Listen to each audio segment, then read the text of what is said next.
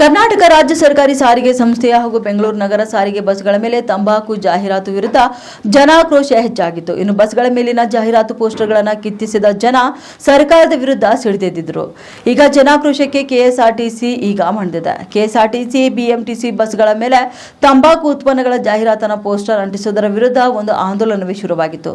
ಸಾರ್ವಜನಿಕರು, ಸಂಘಟನೆಗಳು ಬಸ್ಗಳಿಗೆ ಅಂಟಿಸಲಾಗಿದ್ದಂಥ ಜಾಹೀರಾತು ಪೋಸ್ಟರ್ ಕಿತ್ತಿಸುವ ಮೂಲಕ ತಮ್ಮ ಆಕ್ರೋಶ ವ್ಯಕ್ತಪಡಿಸಿದರು. ಈ ರೀತಿಯ ಜಾಹೀರಾತುಗಳಿಗೆ ಕಡಿವಾಣ ಹಾಕಬೇಕು ಎಂದು ಆಗ್ರಹ ಕೂಡ ಮಾಡಿದರು. ಸದ್ಯ ಜನಾಕ್ರೋಶಕ್ಕೆ ಮಾಡಿದಿರುವ ಸರ್ಕಾರ ಕೂಡಲೇ ತಂಬಾಕು ಉತ್ಪನ್ನಗಳನ್ನು ಪ್ರಮೋಟ್ ಮಾಡುವ ಜಾಹೀರಾತುಗಳ ತೆರವಿಗೆ ಕೆಎಸ್ಆರ್ಟಿಸಿ ಎಂಡಿಗೆ ಸೂಚನೆ ನೀಡಿದೆ. ಇನ್ನು ರಾಜ್ಯದ 2,000 ಬಸ್ಗಳ ಮೇಲೆ ತಂಬಾಕು ಉತ್ಪನ್ನಗಳ ಜಾಹೀರಾತು ಪೋಸ್ಟರ್ ಅನ್ನು ಅಳವಡಿಕೆ ಮಾಡಿದ್ದಾರೆ. 15 ದಿನಗಳ ಒಳಗೆ ಎಲ್ಲ ಬಸ್ಗಳ ಮೇಲಿನ ಜಾಹೀರಾತು ತೆರವಿಗೆ ಸೂಚನೆ ನೀಡಲಾಗಿದೆ.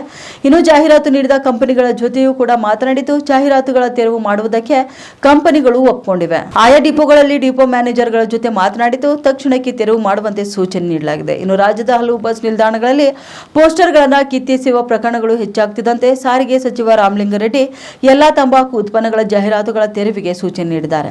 ಇನ್ನು ಸಚಿವರ ನಿರ್ದೇಶನದ ಮೇರೆಗೆ ವಾರ್ಷಿಕವಾಗಿ 60 ಕೋಟಿ ಆದಾಯ ಬರ್ತಿದ್ರೂ ಕೂಡ ಸಮಾಜದ ಸ್ವಾಸ್ಥ್ಯ ಕಾಪಾಡುವ ನಿಟ್ಟಿನಲ್ಲಿ ಈ ನಿರ್ಧಾರಕ್ಕೆ ಬರಲಾಗಿದೆ ಎಂದು ತಿಳಿಸಿದ್ದಾರೆ.